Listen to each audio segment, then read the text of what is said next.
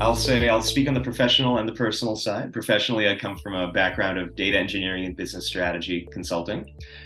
So spent most of my career in leadership roles, scaling up data infrastructure and cloud infrastructure, enabling AI and ML models, and just also executing on business intelligence initiatives, pretty much end-to-end data management strategy, anything related to informatics and business intelligence. And I also am a professor. I teach at a couple of universities, their master's in analytics programs. So really, really passionate for data-driven decision making in the business world. So at the end of the day, I'm an MBA, but I do it with data. And so try to make sure everything's evidence-based and that we're being reasonable. And personal side, I'm a big hiker. I enjoy writing. I do some folk music in the evenings. And yeah, just try to do as much, try to pursue the arts as much as possible outside of working hours.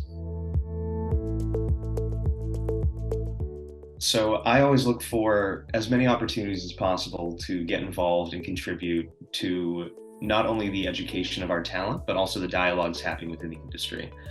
And I feel like in my experience, having consulted for most of my career, some companies' leadership are very, very well equipped and capable, and others, I think, aren't aware of as many options as there are out there to execute on their data and IT needs.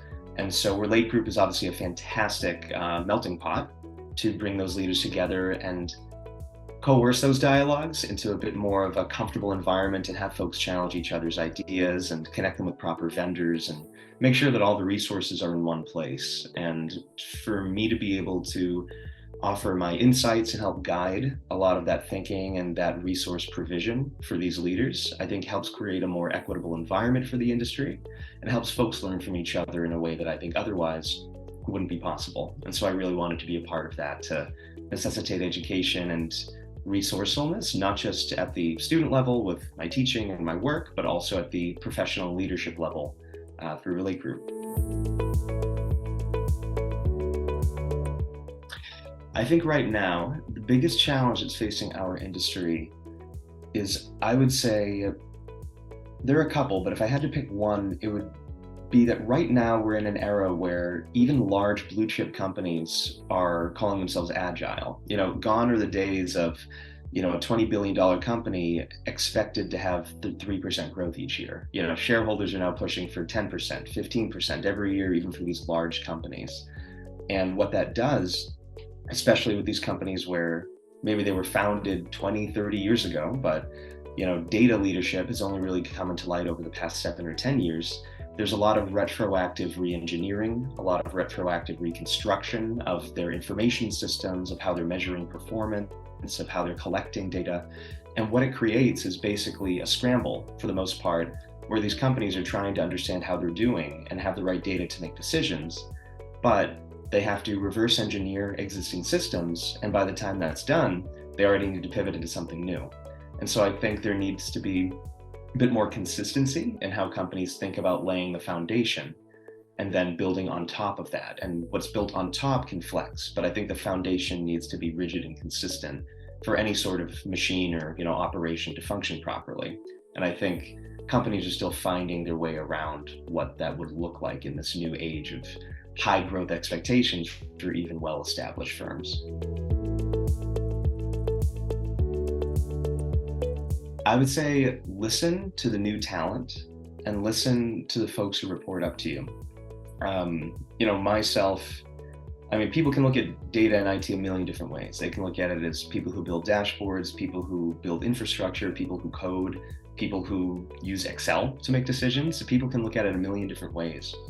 But I think for folks, for especially leaders who give a top-down vision, I think that if they're the only people devising that vision, or they're also talking with other leaders at their same level or one person below their level in a hierarchy type of environment, I don't think that's enough with how quickly the field is changing. I think it's good to tap into the resources of the folks on the ground who are actually performing this work and, say, what is a common bottleneck that you guys are encountering? What is a consistent issue that we need to either resolve or that we might even be able to overcome in a way that differentiates us from our competitors and adds some value to the company?